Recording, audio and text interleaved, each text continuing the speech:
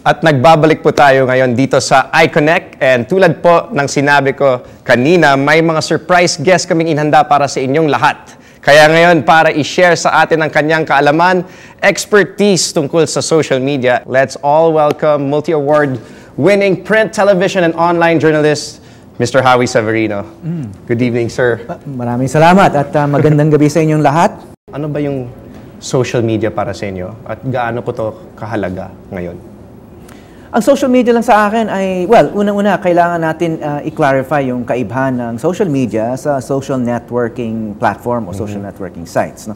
Ang social networking sites ay yung Facebook, Twitter, Google+, Tumblr, etc. etc. Yung social media, siya yung laman nito at siya yung parang yung overall na konsepto ng itong mabilis na palitan ng impormasyon, no? Mabilis na interaction sa internet. Bilang editor-in-chief ng GMA News Online, paano nyo ba hinahandle yung site nyo since ito ngayon yung mga isa sa pinakamalaking sites, pinakamaraming followers, friends, and subscribers?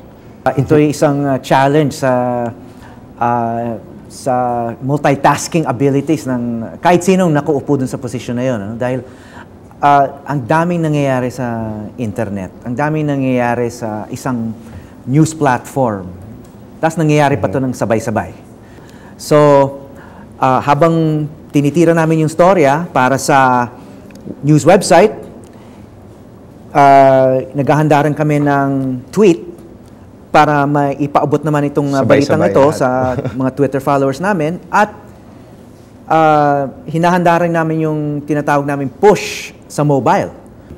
Kasi sa ngayon, pag sinabi mong digital media, hindi lang isang platform yan.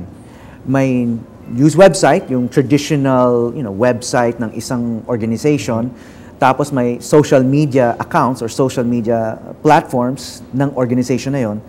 Tapos meron pang mobile news na natatanggap ng mga tao sa pamamagitan ng kanilang cellphones. At hindi pwedeng mahuli yung kahit ano doon. Para sa inyo, ano yung pinagkaiba ba ng social media sa mga, yung mga mainstream media tulad ng radyo at television? Okay, for the longest time kasi, ang news media ay one-way street. Sa tingin ko, yan ang isang pinakamalaking kaibahan ng traditional at saka new media. Yung new media kasi is a two-way street or a many-sided street. No? Yeah. Ibig sabihin, kung meron kang reaction doon sa pinapanood mo sa television, dati, ang nagagawa mo lang ay pwede mong sigawan yung TV mo sa bahay, di ba? O kung saan man ka nanonood. Pero ngayon, ang increasingly typical na viewer behavior ay meron kang pinapanood na TV screen, tapos may nakabukas na second screen, katulad niyang iPad mo. Di ba? Habang nanonood ka, you're also busy on another screen. So, halimbawa, meron kang pinapanood sa balita, binabantayan mo rin sa Twitter kung paano nagre-react yung iba't ibang tao o may ibang lumalabas na balita doon sa Twitter o sa Facebook o sa iba't ibang sites. Tapos, nakikipag-diskusyon ka, nakikipag-debate, nagtitweet ka tungkol sa pinapanood mo sa first screen, which is the TV screen. So this is a completely new kind of news consumption behavior. On that note, ano naman yung take niyo po sa yung anti-cybercrime law natin ngayon? Anong yung masasabi niyo ngayon? Well, there are good and negative aspects to it. No?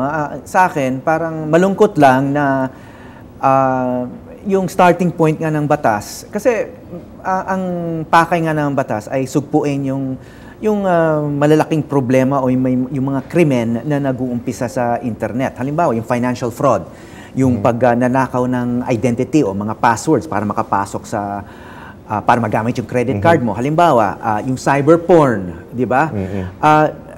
Wala naman niniwala na dapat pabayaan lang yung mga ganong klaseng gawain, di ba?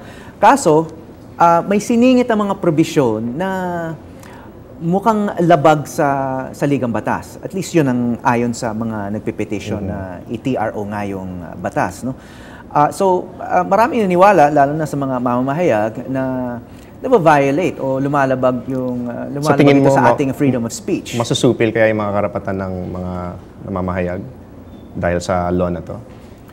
Well, ang pwedeng mangyari dito ay magkaroon ng tinatawag na chilling effect. Dahil sa takot, maraming mamamayan o mga online users na hindi nila magti-tweet dahil baka sila kasuhan. Hindi na lang sila magpo-post ng opinion tungkol sa politika, halimbawa.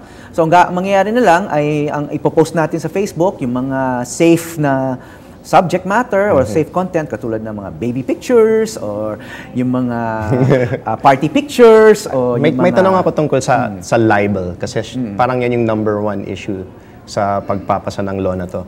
Di ba yung libel, parang batas naman yan na kahit walang cybercrime law, kahit basta may magsabi ng masamang bagay na hindi totoo, pwede mo naman siya kasuhan without the cybercrime law. So bakit? Totoo yan. Diba? Totoo yan. Kaso, nung inilagay ito sa ilalim ng cybercrime law, okay, may mga ilang bagay ang siningit ng mga mambabatas. No? Unang-una, tinaas nila yung parusa. Halos dinoble nila. In other parts of the world, ang nangyayari ay nadidecriminalize. Okay? Ibig sabihin, hindi ka na pwedeng makulong. Dito sa atin, pwede kang makulong sa ilalim ng batas na to hanggang 12 taon. 12 years. No? O 12 years. Pangalawa, itong batas na to ay nagbibigay ng kapangyarihan sa Justice Secretary na utusan ang isang website na magbaba ng content. Magbaba ng content. Kung ayon sa kanyang pasya ay ito ay libelous. Kahit walang court order, basta i-close na lang. kahit walang decision ng ang huwes, and kung mag-refuse yung website, pwede niyong ipa-block ang access dun sa website na yun. So ngayon lang nagkaroon ng ganyang klase kapangyarihan ng Justice Secretary. Huling tanong, Sir Howie.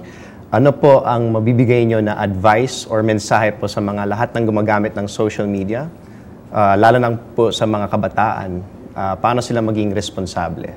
Okay. Sa salitang Ingles, no? Very briefly, don't do anything stupid. So, ibig sabihin, mag-isip muna bago gumamit o mag-post sa social media. Kasi mahirap nang bawiin. Huwag niyong isipin na kung yung mga pinopost nyo sa social media o yung mga tinitweet nyo ay makikita lang o mababasa lang ng iilang tao o yung tao na gusto mong magbasa nito. Kasi mababasa to ng kahit sino, kahit hindi yung nagfa-follow sa iyo.